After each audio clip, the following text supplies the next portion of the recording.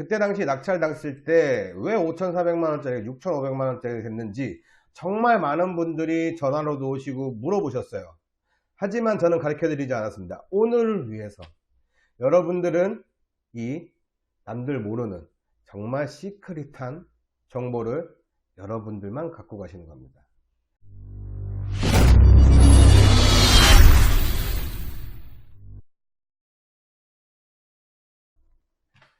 남들과 똑같은 경매 하시나요? 이젠 아니실 거라 믿습니다. 안녕하세요. 경매하는 남자 공배진입니다. 반갑습니다.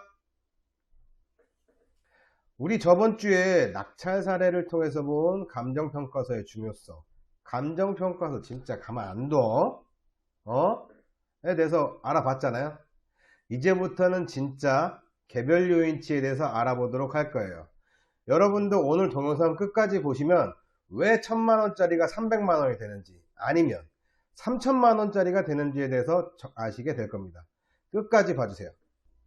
개별 요인에 대해서 들어가 볼게요. 자, 그러면은 오늘 우리 개별 요인치에 대해서 얘기를 할 건데, 개별 요인치, 우리가 감정평가서를 결정하는 요인 중에 하나였잖아요. 개별 요인치가. 이 개별 요인치에 대해서 간단하게 얘기를 하자면은, 우리가 이렇게 대상 토지가 있는데 이거를 감정평가를 하려니 어떠한 비교 대상이 없어. 그래서 어떠한 비교 대상인 토지인 비교 표준지와 이 평가하려고 하는 대상 토지하고 비교를 하는 거예요. 어떤 부분이 좋고 어떤 부분이 나쁘고 해서 이거를 수치화해서 두 개를 비교를 하는 거죠. 이걸 개별 요인이라고 해요. 근데 이 개별 요인치, 뭐 경매 감정에서와 개별 요인치는 첫 번째 경매 감정하고요, 미지급 용지 보상 감정하고 개설 예정인 뭐 도로나 아니면은 뭐 근린공원 조성 사업을 할 때나 근린공원 조성 사업을 할 때에는 평가 방법을 달리하게 되어 있습니다. 어려운 말은 쓰지는 않을게요. 이렇게 달라지게 되어 있어요. 그렇기 때문에 여러분들은 이 개별 요인치를 보면서 앞으로 내가 보상받아갈 토지의 보상 가격을 예측을 할 수 있다는 거죠. 해당 토지가 미지급 용지면 이 감정평가, 경매 감정된 거를 보고 내가 예상 평가를 해볼 수 있는 거예요. 보상 가격을. 그게 중요한 게 이 개별 요인치 안에 들어가 있다는 얘기인 거죠. 그러면은 본격적으로 개별 요인 들어가 보겠습니다. 오늘은 예전에 한번 설명드렸던 건데요. 충남 서산시 갈산동에 있는 미지급 용지였습니다. 자, 낙찰이 되었던 물건이죠. 그때 당시 낙찰 당했을 때 왜 5,400만원짜리 6,500만원짜리 됐는지 정말 많은 분들이 전화로도 오시고 물어보셨어요. 하지만 저는 가르쳐 드리지 않았습니다. 오늘을 위해서. 여러분들은 이 남들 모르는 정말 시크릿한 정보를 여러분들만 갖고 가시는 겁니다. 제 유튜브가 1000명이 되기 전까지 여러분들만 알고 계십시오. 여러분들하고 저만 알고 가시는 겁니다. 자, 그때 갈산동 토지가 왜 2배, 3배 예상 예측가가 2배인지 3배인지 나올 수 있다는 걸 얘기를 한번 드렸었어요. 왜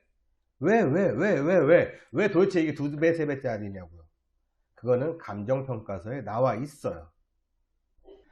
해당 물건에 대한 감정평가서를 자세하게 보기 전에 우리 개별 요인치에 대해서 알아보기로 했잖아요. 개별 요인치에 대해서 한번 뜯어보자고요. 개별 요인치에는요, 임금평가 전례, 여기 개별 요인의 비교라고 하는 겁니다. 이 개별 요인의 비교는요, 자, 개별 요인에는 여러가지 5가지 조건이 있습니다. 접근 조건, 자연 조건, 획지 조건, 행정 조건, 그 다음에 그 밖의 조건입니다. 이 5가지가 있는데요, 이 5가지가 어떤 걸 의미하는지 여러분들한테 가르쳐 드릴게요. 자, 첫 번째 접근 조건입니다. 접근 조건. 접근 조건은 그냥 말 그대로 얼마나 접근이 용이하냐라는 얘기인 거죠. 자, 우리가 대상 토지를 비교를 했을 때 비교 표준지라는 것을 이렇게 선정을 하지 않습니까? 그럼 해당 토지가 이렇게 우리 대상 토지는 2차선에 붙어 있고 이 대상 토지는 이렇게 쬐끄만 도로에 붙어 있다라고 하면은 이거랑 이 도로랑 어떤 게 좋아요? 접근 조건이. 당연히 2차선에 붙어 있는 대상 토지가 좋겠죠. 그래서 이를 기준으로 해서 대상 토지가 좋다 하면은 1보다 높은 거고 대상 토지가 안 좋다 하면 1보다 작다는 얘기입니다. 이해되셨죠? 자, 그 다음 접근 조건이에요. 접근 조건은 일조, 토양, 관계배수, 제외 위험성인데 이건 너무 주관적인 요소가 너무 반영이 돼서 여러분들은 넘어갈게요. 다음 획지 조건입니다. 획지 조건은 이렇게 생각하시면 돼요. 자, 우리가 요만한 땅을 대상 토지입니다. 근데 비교 표준지는 동일하게 붙어 있는데 접근 조건은 땅도 이쁘고 건물도 지을 수 있는 땅이래요. 이거는 면적이 뭐 3제곱미터 밖에 안 돼. 그러면은 면적상에서 어때요? 당연히 이쪽이 유리하겠죠. 그 유리한 정도를 수치화하는 거고요. 그 다음에 또 내 땅은 이렇게 생겼건데 비교 표준지는 네모 반듯하되었다. 이거 너무하다. 이거 이렇게 말고 이렇게 생겼다. 제 땅이 이렇게 생긴 토지 많습니다. 어떤 게 좋아 보여요? 당연히 비교 표준지가 좋죠. 그럼 비교 표준지를 높게 사서 이 대상 토지에 대한 감을 해주는 겁니다. 0.XX 뭐 해주겠죠. 1보다 작으면 대상 토지가 안 좋은 거니까. 그 다음에 이 경사도를 보면은 대상 토지는 경사도가 이렇게 생겼대요. 내 땅이 이렇게 생겼대. 근데 옆에 비교 표준지를 봤더니 비교 표준지 경사도가 이래. 막 했더니 그러면 어떤 게 좋겠어요? 평평한 게 좋겠어요? 경사진 게 좋겠어요? 당연히 평평한 게 좋겠죠. 네? 이런 것들입니다. 이거를 수치화한다는 얘기예요. 근데 이 세 가지는 솔직히 말씀드리면은 감정평가서에 주관이 많이 들어가 있어요. 자, 일단 그건 좀 이따 얘기 드리고 그 다음에 행정적 조건입니다. 행정적 조건은 정말 중요합니다. 우리가 이렇게 생각하시면 돼요. 자, 지금 해당 토지인데 이렇게 빨간 선 그려져 있죠. 여기가 뭐냐면은 도로란 얘기인데요. 이 도로가 개설되기 전에도 제가 옛날에 얘기 드렸지만 먼저 선부터 그려놓고 한다라고 얘기를 드렸어요. 그죠? 그러면은 자, 제 토지는 여기고요. 비교 표준지는 여기에 있답니다. 비교 표준지가 비교할 수 있는 토지가 여기 있어요. 근데 제 토지에는 이런 식으로 도시계획 도로가 개설은 된 건 아니지만은 도로가 개설된 건 아니지만은 해당 토지에 도로를 개설할 예정이니 미리 선부터 그려 놓겠습니다 하고 그려 놓은 거예요. 자, 그러면은 이 선을 그려 놓으면은 이 토지주는 어떠한 행동을 하기가 정말 어렵습니다. 건물의 건축, 증축, 뭐 건물의 건축이라든지 신축 또는 뭐 공작물의 설치들이 정말 어렵게 돼요. 그렇기 때문에 이 도시계획선 밖에 있는 토지라고 얘기를 한다면은 당연히 비교 대상이 되는 비교 표준지가 더욱더 우세하다는 얘기인 거죠. 가격적인 면으로. 여기는 아무것도 못하고 여기는 어떤 행위를 할 수 있으니까. 지금 당장은. 그래서 행정적 조건이 붙게 되면은 이런 식으로 되면은 감이 1보다 떨어진다. 대상 토지가 안 좋다라고 보는 거예요. 자, 그리고 그 밖의 요건으로는요. 자, 보시면 기타 조건인데요. 기타에 장래 동향이라고 써 있습니다. 이 얘기는 뭐냐면 아까랑 또 비슷해요. 이 해당 토지가 어떠한 유용성, 앞으로 쓸모가 있는 땅이 거냐 라고 보는 거죠. 자, 제 땅이 죄송해요. 자, 제 땅은 이게 도로예요. 도로에 개설된 땅입니다. 그래서 이쪽이 다 도로예요. 근데 비교 표준지는 여기 있네요. 제 땅 도로니까 현재 어떠한 용도로 사용할 수 있습니까? 없죠. 앞으로도 이용할 수 있나요? 이 도로가 없어지지 않는 한 이용을 못합니다. 그렇기 때문에 장래 조건상 내 토지가 안 좋으니까 그만큼 비교 표준지보다 안 좋다. 1보다 떨어진다. 라고 평가를 하게 되는 거예요.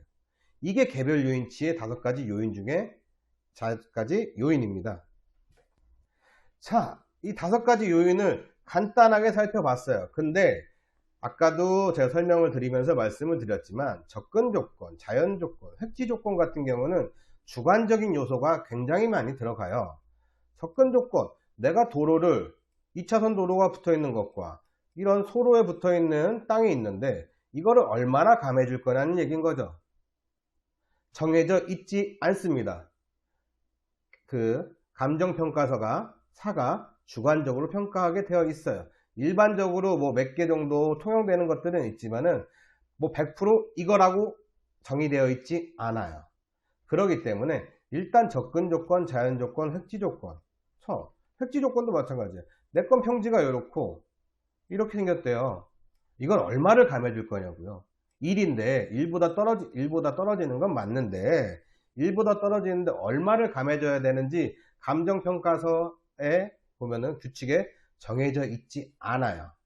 그렇기 때문에 이거는 나중에 그분들도 주관적 요소로 감안을 해서 내가 지랄을 막 하면은 여기서 조금 좋게 잡아준다던가 그런 식으로도 할 수 있어요. 그러니까 여기는 잠깐 넘기시고요. 정말 중요한 건 여러분들은 행정조건과 그 밖의 조건입니다. 자, 행정적 조건이 왜 중요하냐면요. 감정평가서 규칙에 보시면은 공법상 제한이라고 있습니다. 그 얘기가 뭐냐면은 아까 동일해요. 제 토지가 이렇게 있는데 예정도로가 이렇게 개설될 거니 선 그어 놓을게. 이거를 할 거니 니들 여기다 아무것도 하지마 라고 하는 거예요. 그게 공법상 제한이라는 겁니다. 니들이 여기다가 나 도로 지을 건데 건물 짓잖아? 그러면 건물 허가 안 내줄 거야. 왜냐? 나 나중에 도로 건설을 하게 되면은 건물 짓고 나면 보상가가 올라가니까 건물 여기다 짓지 마 라고 하는 거예요. 그러니까 이거를 공법상 제한이라고 하는데 이 제한을 얼마나 줄 거냐는 거죠. 이거는 대략적으로 저희 경험상으로도 나와 있어요. 자, 그 제한상이 얼마나 떨어지는지에 대해서 얘기해 드릴게요. 자, 그러면은 어떤 것들이 있느냐? 도시계획. 자, 그 제한에는 첫 번째 도시계획 시설입니다. 도시계획 시설 어렵지 않아요. 뭔 말이냐면요. 도시계획 도로, 근린공원, 하천, 저희가 토지 이용 계획 확인을 하면 찾아야 되는 물건들이잖아요. 이런 것들이 우리 경매 감정할 때는 공법상 제한이라고 보고 감을 하게 되어 있습니다. 이 감은 약 0.3을 감해주게 되어 있어요. 그러면은 그 얘기는 뭐냐면 0.3을 감해주라는 거는 내가 해당 도로가 이렇게 해당 토지가 도시계획 시설 안에 들어가 있다라고 하면은 비교 토지보다 떨어지니 0.3을 감해서 1에 0.3을 감해서 0.7을 하라는 얘기입니다. 무슨 얘기인지 아셨죠? 그러면은 이런 도시계획 시설이 들어가 있으면 보통 행정적 조건에 0.7이 들어가 있습니다. 아셨죠? 자, 두 번째, 그냥 도로. 해당 도로가 이렇게 있고 제 필지가 여기 있어요. 아까 도시계획 시설은 아직 개설이 된 도로가 아니에요. 예정 도로인 거죠. 그 다음에 근린공원도 조성은 아직 안 됐지만 근린공원 조성할 거니 내가 근린공원이라는 도시계획 시설을 이렇게 넣어 놓을게. 하천도 내가 하천 조성할 거니까 하천 예정구역, 그 다음에 하천구역으로 지정을 해 놓은 것만 한 겁니다. 근데 이 도로는 좀 다릅니다. 도로는 이미 개설이 된 도로예요. 개설이 돼 있다는 거죠. 어떤 것들이냐면요. 경매 감정 평가할 때만 얘기 드리는 거예요. 자, 경매 감정 시에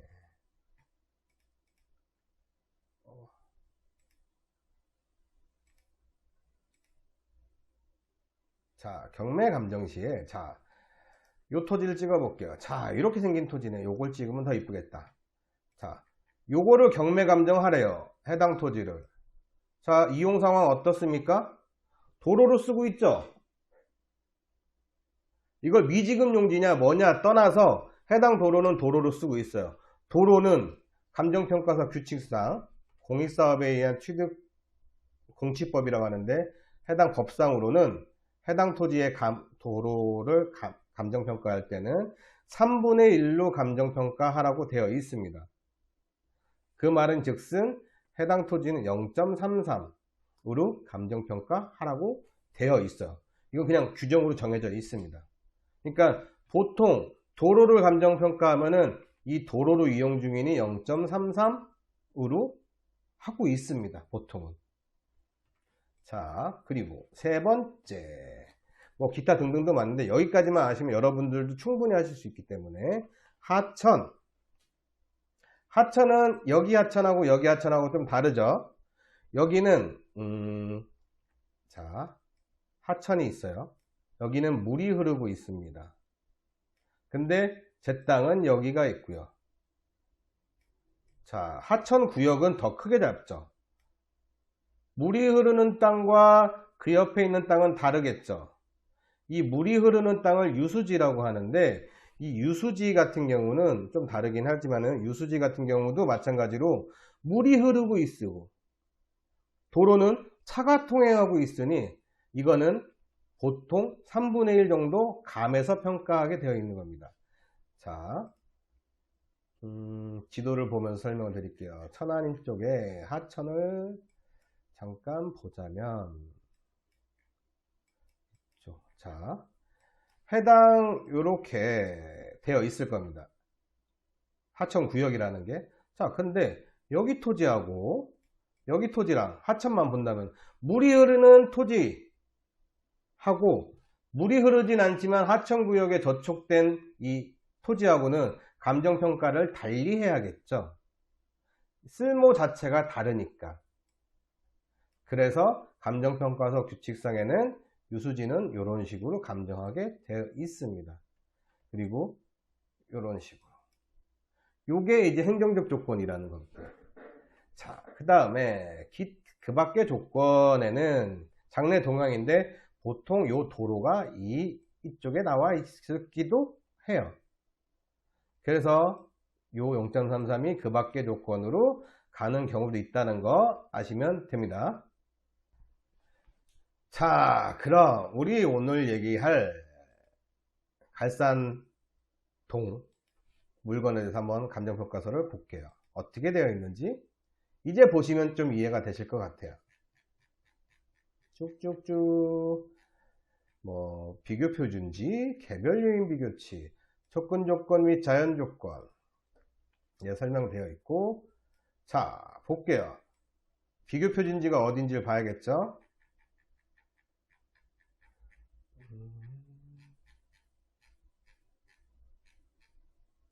자, 해당 토지 갈산동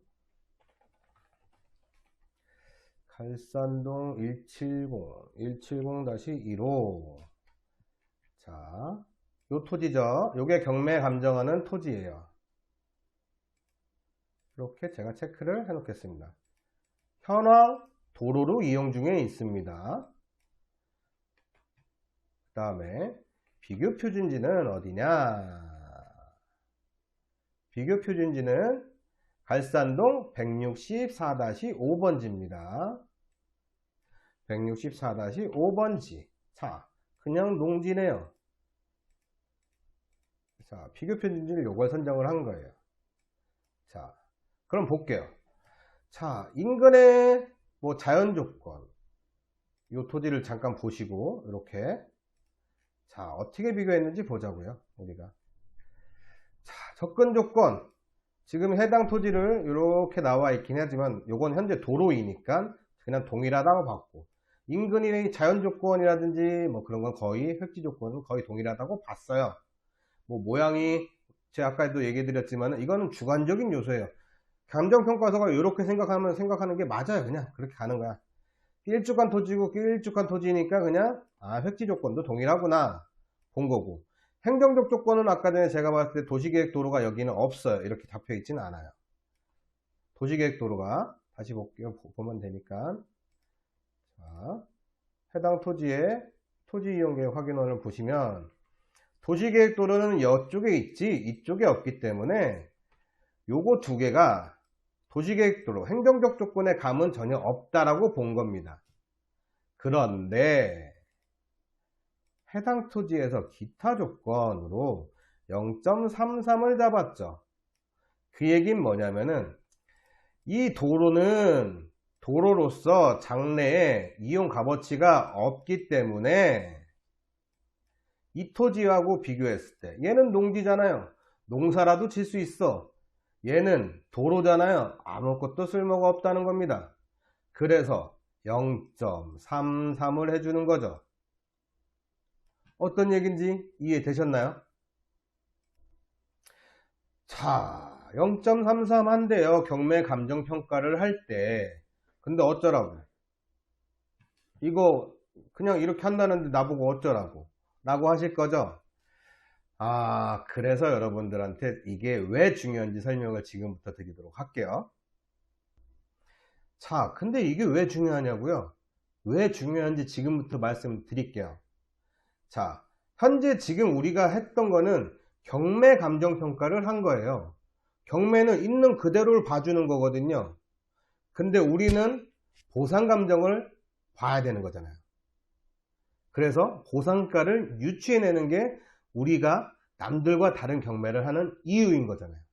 그럼 그걸 어디서 찾냐면요. 감정평가서 규칙에 보면 정확하게 나와 있어요. 자, 경매 감정하고 보상 감정하고는 차이가 있어요. 왜 그러냐면은 그거를 알기 전에 알려면은 자, 요거 토지 보상 평가 지침이라는 한국감정원 감정평가사분들이 이 평가 지침에 따라서 평가를 하게 되어 있는데요. 이 평가 지침에 보면은 왜 이거를 우리가 개별 요인치를 알아야 되는지 나오고 있어요. 자, 쭉쭉 내려가면은 자,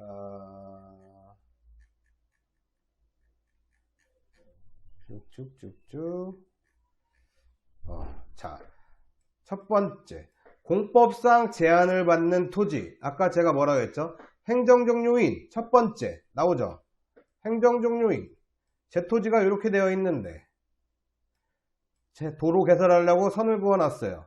근데 이 토지를 보상을 하겠대요. 이 도로 개설하려고. 그러면 이거 제한된 상태로 평가를 해야 될까요? 니들이 맘대로 선 그어 놓고 보상할 때도 선 그어 놓은 상태로 보상 깎아서 주면 이거는 너무 불합리하지 않냐 해서 이 공법상 제한을 받는 이거를 없는 상태로 보고 평가를 하라고 나와 있습니다. 그럼 없는 거랑 그 옆에 있는 비교 표준지가 동일해지겠죠. 공법상 제한 상태로만 본다라고 하면은.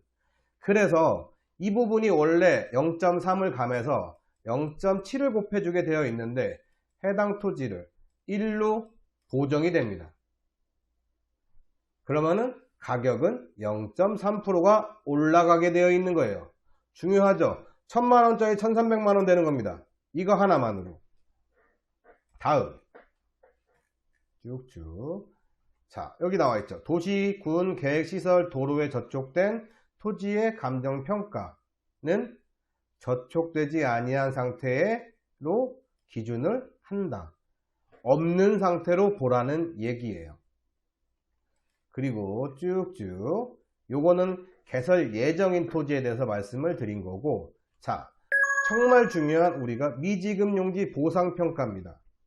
특수토지로 나뉘는데 미지급 용지의 감정평가는요, 정말 잘 들으셔야 돼요. 종전 공입사업에 편입될 당시의 이용 상황, 뭔 말인지 보겠습니다. 이게 무슨 말이냐면요, 얘도 도로가 개설되기 전에 얘가 뭐였을까요? 저도 몰라요.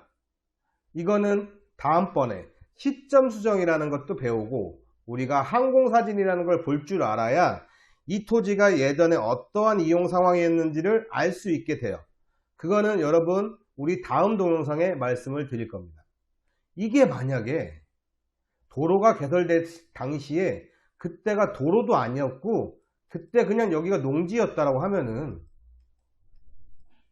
농지라고 했으면은, 아까 비교 표준지 여기 썼죠? 얘도 농지잖아요. 얘도 농지잖아요. 똑같죠? 그러면 0.33 되던 게 어떻게 돼야겠어요? 1이 돼야겠죠? 어렵나요? 자, 도로였을 때, 이게 도로는 이용 상황이 없으니까 경매 감정할 때는 이거는 쓸모없는 도로 땅입니다 라고 하면서 0.33, 3분의 1로 가격을 뚝 떨어져 버린 거예요. 그런데 보상 감정할 때는 이게 아니라니까요. 이게 만약에 농지였다라고 보면은 이 토지랑 농지가 동일하잖아요. 그렇기 때문에 3분의 1 했던 게 1로 바뀐다고요. 그러면 1000만원짜리가 3000만원짜리가 되는 기적을 보실 수 있는 겁니다. 3000만원. 어떠세요? 이제 이해가 되셨어요? 1000만원짜리가 3000만원 되는 기적이 여기서 나오는 거라고요. 이 정보 여러분만 알고 가세요. 아직 제 구독자 95명 밖에 되지 않습니다. 이 95명 중에 여러분 5, 6분만 알고 가시라고요. 10,000명 이상 되면은 남들도 다 아는 정보니까 그때는 딴 거 하시고요. 이거 여러분들하고 저만 알고 가자고요. 자, 그럼 다시 경매로 들어가 볼게요. 자, 쭈루루 11111 0.3이 아니라 1이라고 한다면 개별 요인 비교치는 1이 되겠죠? 3배가 올랐어요. 자, 이 3배를 자, 쭉 비교 사례에 쭉 놓고 가격을 계산하는 부분에 여기에 0.33이 되어 있는 것을 1로 바꾼다면, 만약에 해당 토지가 농지여서 이 개별 요인치에 감이 없고 1로 된다라고 하면은 해당 가격은 8만원짜리 가격이 아니라 24만원짜리 가격이 되는 겁니다. 가격이 3배가 올랐어요. 그러면 뭐 다른 요인도 검토를 해봐야겠지만은 해당 경매의 가격이 얼마라고요? 5,400만원이에요. 5,400만원짜리가 얼마가 된다고요? 1억 5천 또는 1억 2천이 된다는 얘기입니다. 1억 5천 또는 1억짜리가 되는 거죠. 2배 또는 3배가 가능하다는 얘기입니다. 그래서 이 6,500짜리 이분이 바보가 아니란 얘기예요. 정말 분석을 똑바로 잘하신 분이라는 거죠. 어떠세요? 이해되셨죠? 이래서 경매 감정가는 보상 가격이랑 다르다는 얘기를 여러분들한테 말해주고 싶었던 거고, 이 개별 요인치를 보면서 여러분들도 앞으로 보상가를 유치해서 내 입찰가를 100% 넘게도 쓸 수 있다는 얘기입니다. 지금까지 오늘 저희 개별 요인치에 대해서 알아봤고, 이 개별 요인치가 경매 감정할 때와 보상 감정 또는 미지급 용지 감정 평가를 할 땐 다르게 평가해야 된다는 걸 여러분들은 아시게 되었어요. 오늘 유익하셨나요? 유익하셨으면 좋아요! 그리고 다음 내용, 이거 언제 기준으로 봐야 되는데 그게 정말 중요한 기준 시점이란 얘기인 거예요. 그 기준 시점을 아는 방법은 어떻게 해야 되는지 여러분과 저하고 또 우리끼리만 알아보도록 할게요. 그럼 우리 다음 주에 뵙겠습니다. 구독 부탁드릴게요. 다음 주에 뵐게요.